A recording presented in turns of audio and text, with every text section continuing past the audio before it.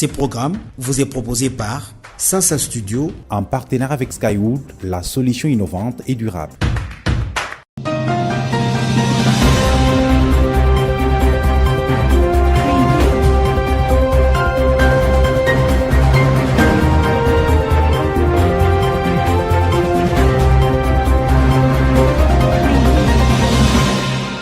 Ravi de vous retrouver pour cette nouvelle édition de Sasa Magazine, votre rendez-vous hebdomadaire d'information. Mesdames et messieurs, bienvenue. S'investir pour l'amélioration de la situation socio-économique de la population, hausse des prix des denrées, des routes en état de délabrement, c'est le premier vœu de la session de mars à l'Assemblée provinciale du Kasaï central. Sasa Magazine. Expansion de l'ONG Femmes main dans la main pour le développement intégral en RDC, un nouveau bureau installé à Kinshasa par la direction pays. Objectif, défendre et promouvoir les droits de la femme. L'Assemblée provinciale du Kasaï central invite les gouvernements provinciaux à fournir des efforts pour résoudre les difficultés d'ordre socio-économique de la population dans cette province. Appel lancé par le président de cet organe délibérant dans son discours prononcé à l'ouverture de la session de mars. David Saver-Mikobi pour les détails.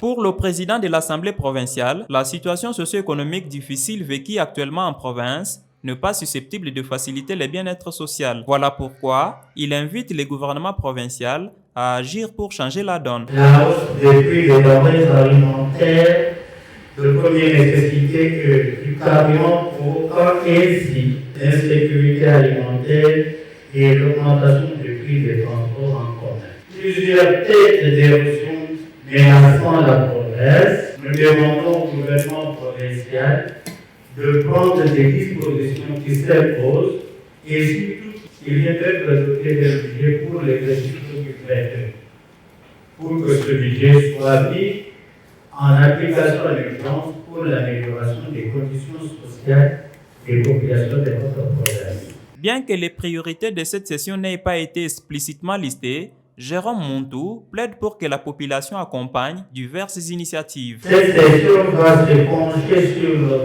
l'adoption de 5 propositions de loi qui sont actuellement en examen. Au Kasaï central de notre province, nous avons tous le regard tourné vers les élections de gouverneurs et de vice-gouverneurs. Les députés que nous sommes vont remplir leur devoir de mettre l'homme qu'il faut à la place qu'il faut. Nous invitons de ce fait tous les centres kassaïens à placer leur confiance aux autorités du pays qui sont appelées à garantir la paix sur toutes les enjeux du territoire national. Sachez qu'en marge de l'ouverture de cette session de mars, le réseau provincial des droits de l'homme a, à travers une déclaration, invité les élus provinciaux à ne pas faire les choix du gouverneur sur base des dictats. Tenu au courant de la semaine qui s'achève la deuxième édition de préliminaire des épreuves de fin d'études professionnelles, la province du Kasaï central n'a pas dérogé à la règle malgré le faible taux de participation lié notamment aux difficultés vécues, expliquent les organisateurs. Freddy Million Bouéboué et Marlène Kankou pour le reportage. C'est à partir du centre fonctionnant à l'Institut technique industriel professionnel des Katoka que ces épreuves ont été lancées par le ministre de l'Éducation, Tarsis Mouzeke, pour l'ensemble de la province. En dehors du centre de Kananga, qui a reçu une dizaine de candidats, plus de 10 autres ont été organisés en dehors du chef-lieu, fait savoir l'inspecteur principal provincial de la formation professionnelle, René Renard Kamwandou. À travers la province, on fait passer ces épreuves dans chaque pôle. Nous avons 13 pôles d'inspection qui organisent ces épreuves. Donc, ce n'est qu'après la passation qu'on pourra être défini sur le nombre exact que présente la province du Kasaï central. Le déroulement de ces épreuves, pour la seconde fois, un véritable motif de fierté pour le directeur provincial de la formation professionnelle, Paul Kassonga Chiaïkou, qui invite les centres kassaïens à se référer à ces ministères engagés dans la lutte contre le chômage. Nous avons recruté les professionnels des métiers sans titre, et les candidats issus des centres non agréés, les candidats malheureux des sessions antérieures de l'examen d'État, il y a même des candidats qui voudraient maintenant reconvertir leur qualification, donc pour devenir maintenant des hommes de métier et savoir maintenant travailler pour pouvoir booster le développement de notre pays. Skywood, la solution innovante et durable. L'ONG Femmes Main dans la main pour le développement intégral a désormais une représentation à Kinshasa. Les activités de cette structure ont été lancées officiellement ce 30 mars à travers une journée de réflexion sur le genre et le développement durable organisée dans la capitale congolaise. Patrick Kalamba et Ange Aloki signent ces reportages. L'ONG Femmes Main dans la main pour le développement intégral a clôturé ses activités liées au mois dédié à la promotion des droits de la femme, ainsi que les lancements des activités de l'ONG installée ici à Kinshasa. Une journée de réflexion qui visait à renforcer les capacités des élèves, filles et femmes, sur la notion de l'équité de genre, la participation des femmes au développement communautaire et le développement durable. Au cours de cette journée, plusieurs thèmes ont été débattus. Il s'agit notamment de l'égalité des sexes aujourd'hui pour un avenir durable, du harcèlement sexuel dans les milieux scolaires, frein au développement durable communautaire. Comme le précise la directrice pays, Nathalie Kambala-Loussé. Le fait de mettre ces structures en place, c'est juste élargir nos champs d'action et aussi travailler pour les femmes et les filles qui ont besoin de l'apport dans le cas de violation des différents droits mis à leur disposition. Nous voulons aujourd'hui expérimenter les acquis que nous avons à partir de Kananga dans le cadre de différentes activités que nous avons menées, et le souhait aussi de nos partenaires était d'aller plus loin. Nous nous sentons capables de venir en aide à la population congolaise ainsi qu'au gouvernement. Et notre souci, c'est aussi partager nos expériences que nous avons, surtout dans le domaine ou les aspects qui cadrent avec le genre. Notons que le premier sujet était exposé par l'ONU Femmes via son représentant, suivi de l'honorable Christelle Vwanga, qui s'occupe des questions liées au genre en République démocratique du Congo.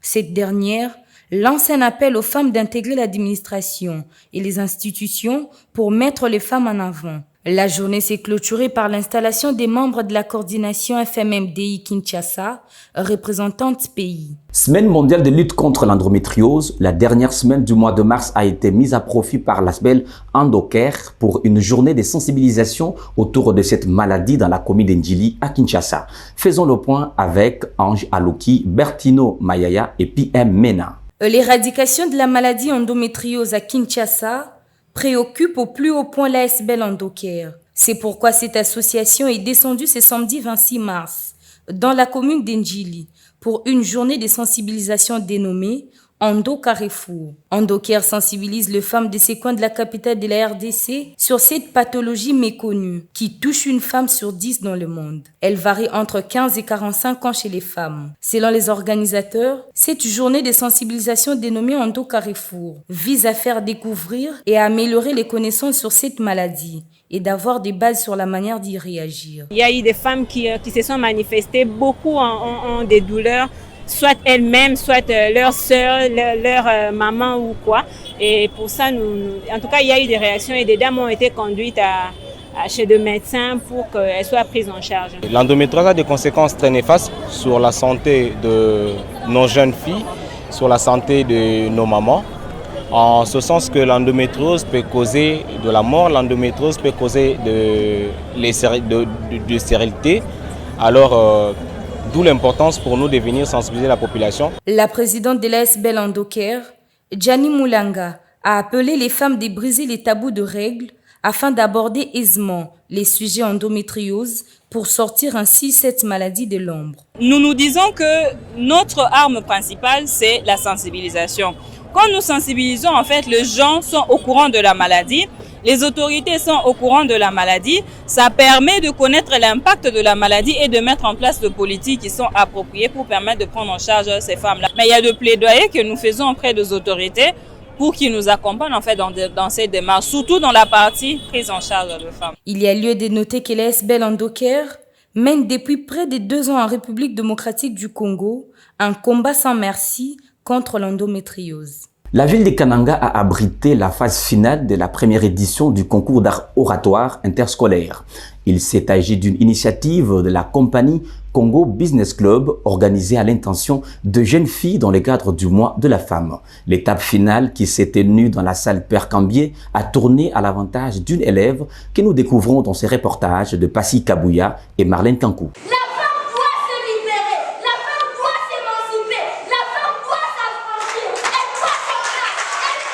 C'est à l'issue de la demi-finale, ayant opposé 15 candidates de 6 écoles et la finale organisée le même jour entre les 4 candidates que la gagnante a été proclamée.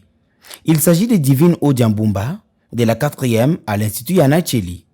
Cette élève de 17 ans, marquée par cette étape et les prix remportés, ne pense pas s'en arrêter là. Ça me donne envie de continuer dans ce genre d'activités parce que les activités culturelles sont des activités qui m'ont toujours inspirée et ça me pousse encore à faire plus. Je demanderai aux femmes et aux jeunes filles, je leur demanderai de plus s'investir dans le domaine de la culture comme ce concours ici et c'est à partir de ces petites choses que nous pourrons exceller. Satisfaction pour Robert Give Kumuna, coordonnateur des Congo Business Club, qui entend contribuer par ce genre d'activité au renforcement du leadership féminin. Les jeunes ont du mal à exploiter leur potentiel parce qu'ils ont du mal à s'exprimer.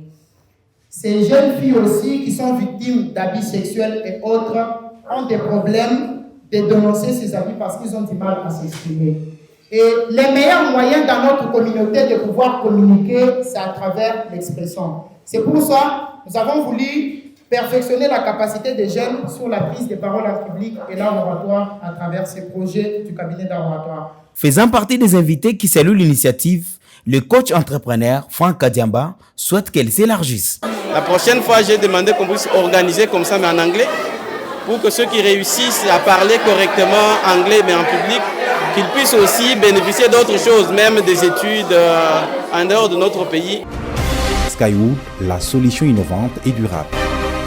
Amorcer des discussions relatives au document stratégie pays de 2023 à 2027 avec le ministère des Finances de la RDC, une délégation de la Banque africaine de développement BAD séjourne en RDC. Suivez John Daniel Kassalou et Christivi Nyamabou pour le reportage. Le ministre congolais des Finances, Nicolas Kazadi, a échangé avec une délégation des administrateurs du groupe de la Banque africaine de développement BAD le week-end passé en présence de la vice-ministre Neige Tsele sur la nécessité d'entamer les discussions relatives au document de stratégie pays de 2023 à 2027. Nous avons parlé de la nécessité de commencer les discussions sur le prochain cadre d'intervention de la Banque africaine de développement pour la RDC, donc le prochain document de stratégie pays.